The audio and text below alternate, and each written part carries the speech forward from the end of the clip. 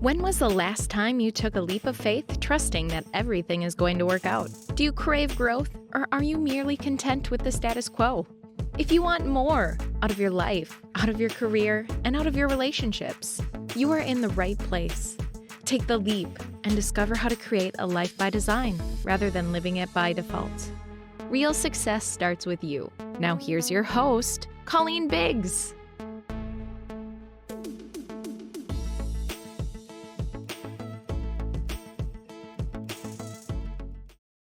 Hello, everyone, and welcome back to another episode of Take the Leap.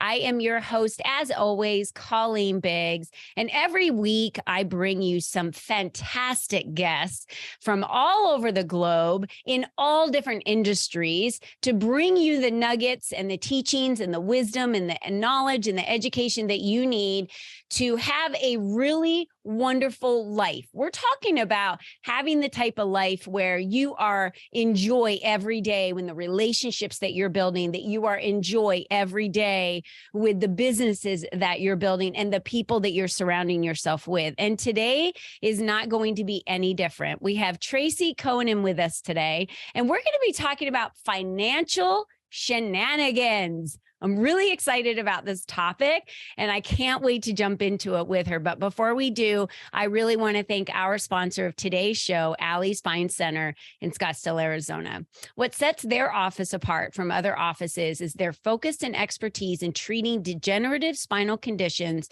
including disc disease, bulging herniated discs, spinal stenosis, neuropathy, sciatica, pain, tingling, and numbness in the arms and legs and feet, as well as severe and chronic neck pain and headaches. We specialize in corrective care, not just the treatment of symptoms with the physical medicine modalities. In many cases, pre and post images are used to help determine the structural improvements of the spine. I have been there. I love them. They have helped me get out of pain with my neck from previous injuries that were 30 years ago. They are amazing. And he does so much teaching online on YouTube. So be sure you reach out to Alley Spine Center at 480-809-4700 and be sure to visit them at allyspinecenter.com. All right. Now, getting back to the beautiful Tracy, and I say that because she has strikingly beautiful red hair. So for those of you that are listening to this podcast and you haven't yet jumped over to my Facebook group, go ahead to Colleen Biggs. It's my own page. I'm in the blue shirt. You can see all 28 people in my family as my background. That is me. And you will be able to see the beautiful Tracy as she really showed up for today's interview. Now, she's a forensic accountant and a fraud investigator. So I was like, wait, what? This is going to be the best conversation today because I love learning about other people and what they do and how we can relate that to our lives. So that's why financial shenanigans is what we're talking about today. And Tracy's been investigating fraud for more than 25 years. I bet she's seen a lot. So we're going to get some of those stories today. But she didn't always want to be a forensic accountant. With a dream of one day being a prison warden, don't know many girls that want to grow up to be one of those, but we're going to find out more about that. Tracy went to Marquette University in Milwaukee, Wisconsin to get a criminology degree. A class on financial crime investigations reminded her how much she loved the Encyclopedia Brown books as a kid. I had those too. We must be in the same age bracket. She continued her criminology degree, but added accounting and economic courses so she could sit for the CPA exam. And here Tracy is finding money in cases of corporate fraud, high net worth divorce, and other financial shenanigans. Tracy, welcome to the show. Thank you for having me. Shenanigans is just the right word, isn't it? It is. It really is. Maybe greed, power, a lot of this other stuff, control goes into that. But shenanigans is like the way to sprinkle in the word of really what happens when it comes to financial. So you wanted to be a prison warden. Let's just wait. Let's just back up to that. Like you're a child, who are you surrounded with in your family that was someone a prison warden? How did you watch movies as a child and you were intrigued by it? What was going on in your circle of influence that you wanted to be a prison warden? When I was in high school, I became interested in watching documentaries on prisons. And it was just a topic that really fascinated me. I was really drawn in by the social constructs behind the prison walls. I was really interested in the concept of punishment versus rehabilitation. And I just really took a liking to it. And so when I was deciding where I was going to go to college, what I was going to major in, I saw that criminology was a major and there were courses you had to take that involved prisons. I said, my gosh, I feel like that is what I am called to do. And I started researching what kind of careers I could have with a criminology degree. And prison warden is something that just drew me in. I thought, gosh, I could be such an agent for positive change in an industry, the prison industry, which is so negative and, has such a bad reputation. I really felt like I could take my interests and I could do good in the world at the same time. Yeah. So that was something you had a dream of always being, but did you ever become a prison warden? I did not. The closest I came was I was a probation officer for a year after I got done with my bachelor's degree. So I did work in the criminal justice system, saw things up close, had my impressions of all of it really rocked, because you come into a job like a probation officer feeling like a social worker. This is the best way I can explain it. I walked in the doors feeling like a social worker. And after a year, I walked out feeling like a corrections officer. I walked in as a 23-year-old thinking I was going to help people who were being given a second chance and getting probation instead of going to prison. And then there were really harsh realities with it, where by the end, it was like, you have a certain amount of time on paper. I am here to watch you and make sure you don't violate the rules. We can get along just fine. Next. Yeah. I love that side of you at 23 years old. And I think it still exists in so many of us today, and in you as well, which is we want good for others. We want others to consistently become them best selves. And most of the time, we want it more than they do. They don't want it. Right. So we're holding on to this for them. And then you quickly realize that's just a dream. That I'm holding on for them and it's never going to come true. And now I just got to get down to the black and white and do my job. Right. I had people who were, doing a year or two of probation for whatever their crime was. And I was saying to myself, these individuals need resources. They don't know how to get the services they need. And I could really connect them with those services. And so I will never forget this one guy, 25 years old, could not read. So he was saying, I can't do any job other than dealing drugs because I can't read. And I said, fantastic. I've got a program I can send you to for adults who don't know how to read. Oh no, people make fun of me. Nope, there's no kids there. There's no one there that'll make fun of you. Everyone there is in the same boat as you. They have a fantastic program for adult learners who don't know how to read. And if you can't get there on your own, I can slip you some bus tickets to make sure that you can get there and back every week to do it. Will you do it? He said, absolutely not. So sad. I know you want it so bad for them, and you can see the future and the changes that it's going to make in them, but they just can't see it for themselves, or they're just refusing to want to change. And there are people like that out there, right? Okay. So now you're 23, you come out going in hopeful as like a social worker, want to change the world, help every prisoner out there, that's come into your fold on probation. You walk out as a correctional officer. It changes your view. Absolutely. Completely. So now what do you do? Well, I was finishing up an MBA at the time, and I needed the courses through that MBA program to be able to sit for that CPA exam that you mentioned before. Yeah. And so I finished up my MBA. I sat for the CPA exam. I passed it, and I became an accountant, which eventually in a couple of years morphed into being that forensic accountant that I had been dreaming of becoming ever since that college course. So that's sort of the progression. It's not fancy. It's not complicated. Once the MBA was done, I went right into the career that I'm in now.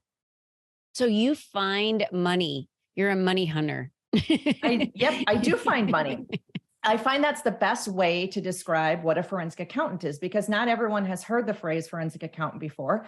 I do fraud investigations, and some of that is on the corporate side for companies that have executive stealing, or where companies are fighting over contracts gone bad and someone has to sort out the money of it. And some of it is on the personal side. So I work with people who are getting divorced, who have concerns about where the money has gone, or who are wealthy and need to know what they've been spending, because that is going to play a part in how much child support or spousal support is paid. Or one of the spouses in a case like that with wealthy people, they're just concerned that money has gone missing. Has my spouse hidden money somewhere that I don't know about? I had a friend that actually went through that. And she didn't realize what her husband was spending money on. She just knew that he did a lot of things in business, but didn't realize what it was until she decided once her kids were grown in their 20s that she was going to get divorced after 25 years because she was extremely unhappy, married to an alcoholic, excessive gambler, and a whole bunch of other things she found out once she started going through the divorce. So it's amazing to me how much people don't know about the other spouse or what's happening, in those relationships. It's crazy. Well, I can tell you it's actually very, very common. And I always tell people, do not be ashamed if this is you. If you don't know what's been going on with the money in your marriage, don't be ashamed. Because in the vast majority of marriages, there is one spouse who takes care of the money and the other spouse remains completely hands off. And it makes sense because you trust your spouse. You probably wouldn't have married them if you didn't trust them. Yeah. And so we do a division of duties. One person mows the lawn, the other person drops the kids off at school in the morning. One person picks the kids up in the afternoon. The other person is responsible for managing the family budget. It's just how it is in marriage many times. So it's nothing to be ashamed of if you don't know what's been going on with the money. But if you're getting divorced, it is the time to start finding out. Absolutely. So what are some of your favorite clients that you've worked with? And you don't have to obviously divulge who that client is, but how, as you were learning and growing through and working up the ranks through becoming this forensic accountant, how did that look for you? Where did you really start putting your effort? And what were your clients that you were really attracted to, like that ideal person that you really enjoyed helping them get to a point, whether it be fighting over contracts, fraud within corporate America, or in high net worth divorces? What was your end game in all of that for you, and where the outcome went, and how you walk away feeling like I did good, with this? When I started my firm 23 years ago, I wanted to do the whole process of forensic accounting differently. I did not want to do hourly fees, which is what most attorneys and accountants do. I started right away out of the gates doing fixed fees. So what's the project? Here's how much it's going to cost you. What I found was that people who are involved in divorce or in fraud cases, they spend all sorts of money on legal fees and expert fees. And I think one of the most stressful things to them is waiting for that bill to come every month and not knowing how much it's going to be. So I wanted to change that for them. We're going to define what you need me to do for you, and here's going to be your price. And that price will never change unless you change your mind about what you want me to do. So that was the number one thing I went into this business with. My clients are attorneys on behalf of their clients. And so over time, I have evolved the kind of attorneys that I like to work with. Mm-hmm. And what I find is they are the attorneys who respect my expertise and who trust me to do the right work and come to the right conclusions. The ones who want to meddle in my work or tell me how to do my work, that's not such a good fit for me. When it comes down to the end user, the attorney's client, who is also my client, right? I like to work on cases where that person or company is willing to provide me information, interactive in the process, and someone with a situation where I know I can help you. So if you were getting divorced, Colleen, and you said, I'm concerned about the money, and we kind of walked through why you were concerned, and I maybe did some preliminary looking at some of your financial documents, and I really thought you didn't have a leg to stand on, I would be honest with you and say, Colleen, it's going to cost you $10,000 to $15,000 to get me involved, and I'd like to be able to help you, but I'm not really seeing any avenues for us here. I'd hate to have you spend your money when we're not going to make any headway. So I want to be able to help a client who has an issue that I can get some mileage with and really help them resolve. Yeah, I like that. And there's too many, again, financial shenanigans out there of individuals that will take on your case and work with you, knowing that you don't have a leg to stand on, but they're going to get paid. And Right. that's financial shenanigans right there. That's fraud. And so it's great that, yeah. That's also a problem with the hourly billing model is Yeah. if I'm billing you by the hour, I have an incentive to put in extra hours on your case, whether it's warranted or not. Now, I truly believe that most of my colleagues in this industry are honest and don't bill hours just to make a buck off of you, but there is that risk. And so I took that risk away by saying, let's do a fixed fee. You know exactly what I'm going to be doing and exactly how much it's going to cost. And how much time it takes is my problem. I actually have an incentive to be more efficient with my time and get this done, right? Yeah. Absolutely. Now, is this something where an individual would need to work with you and your firm individually? And what levels do you work with individuals so that the listeners kind of have an idea? You know, we have listeners that are starting up businesses in corporate America, own large businesses. All of our listeners are really, all over the place, attorneys, doctors. So what would you say is, the ideal client that you work with and who are they from, the bottom to the top in your firm?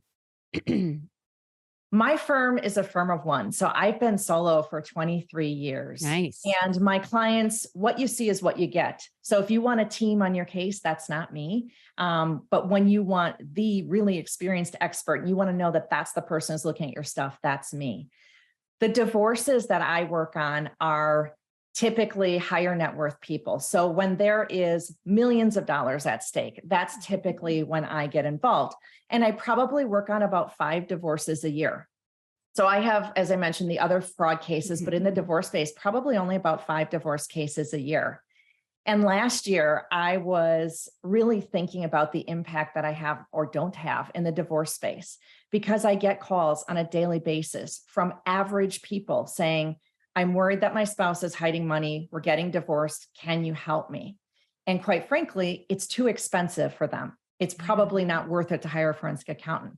So I came up with the concept for the Divorce Money Guide, which is some do-it-yourself forensic accounting for people that could help those average people who need to know, where do I look? How do I do it? What can I find? But who don't need to spend thousands and thousands of dollars on a forensic accountant.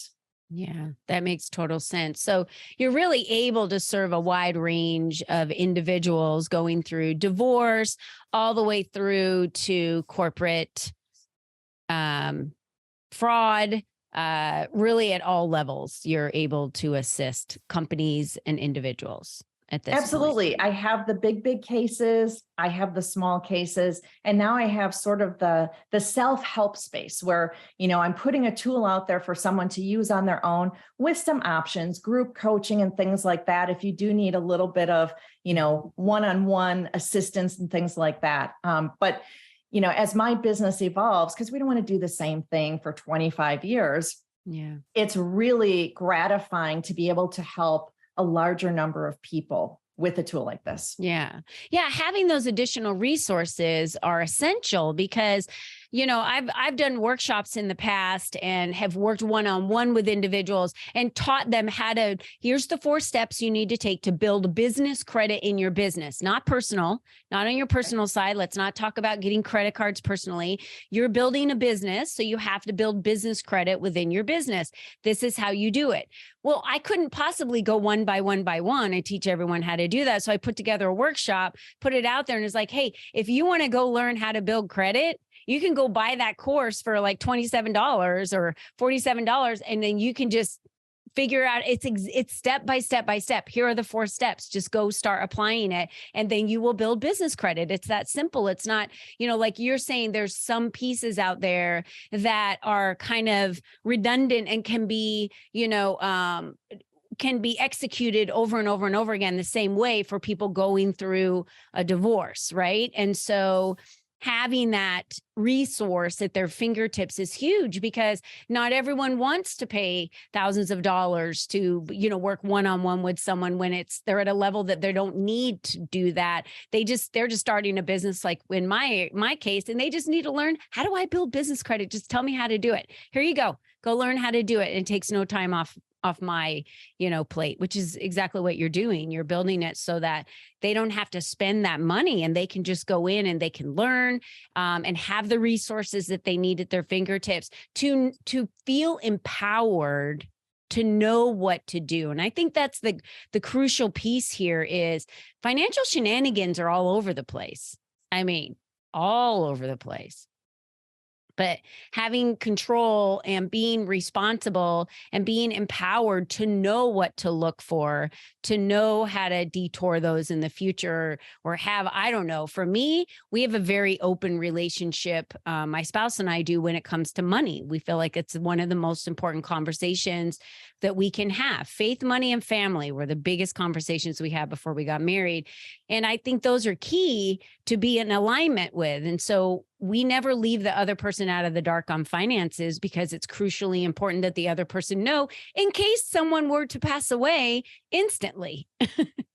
Well, that's right? actually a talking point that I use with people that I'm talking to who are, they might see the divorce money guide and say, hey, wait, I'm getting married. Is there something I can do before I get married to head off the problems? And one of the things that I say is you need to have the conversations early on.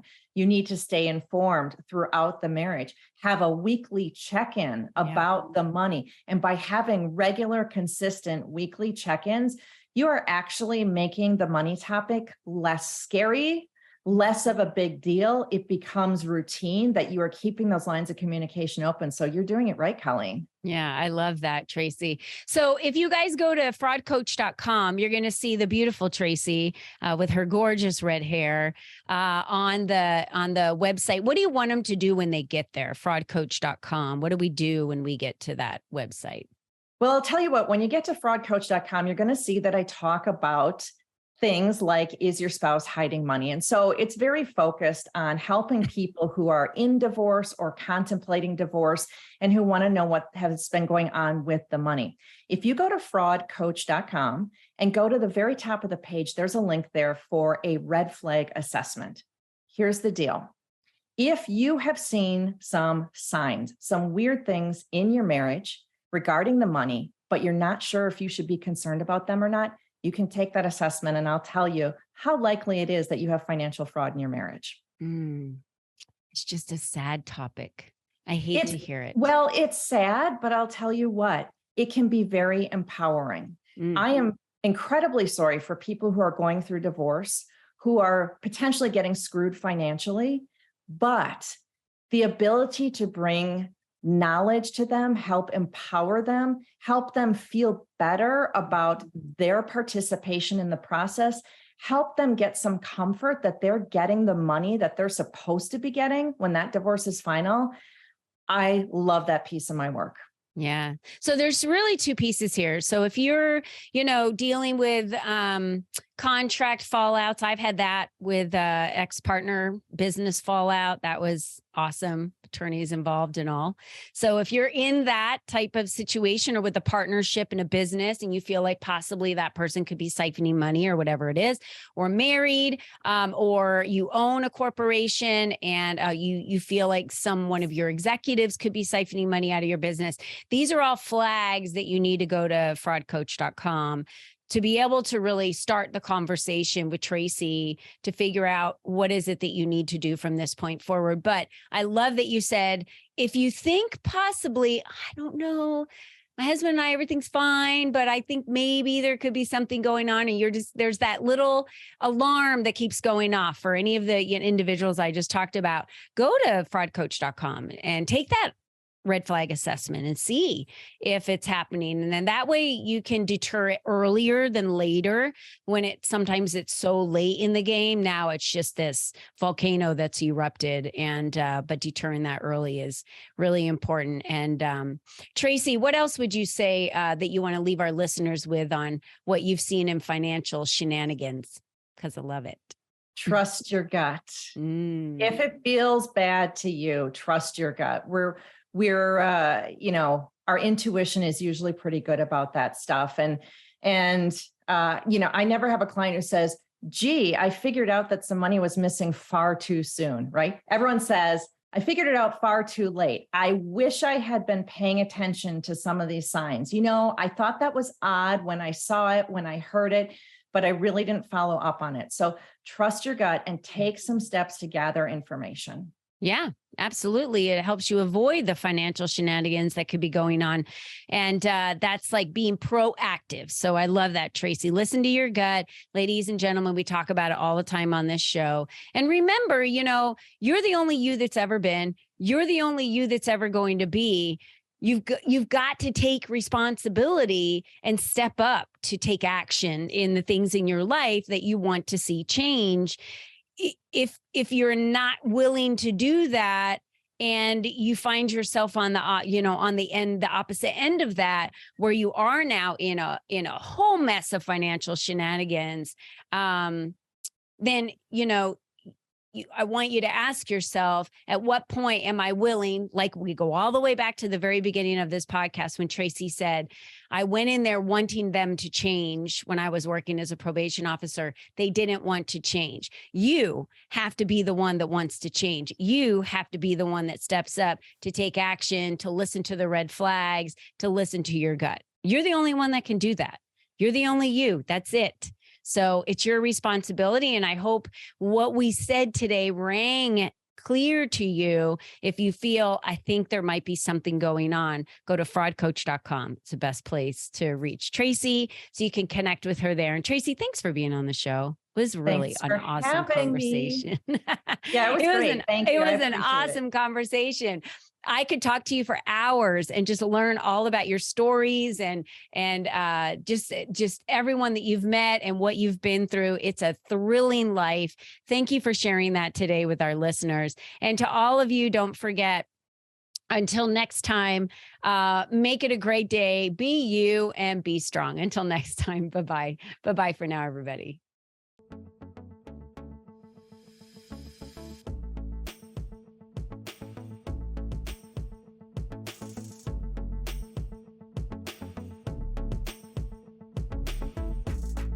We hope you enjoyed our show today, as our guests shared their secrets on designing their life by taking the necessary leaps to expand their influence and attract the right people and clients into their lives. To start these easy steps for yourself, be sure to visit www.colleenbiggs.net/freebies to download the 7 ways to increase your exposure today.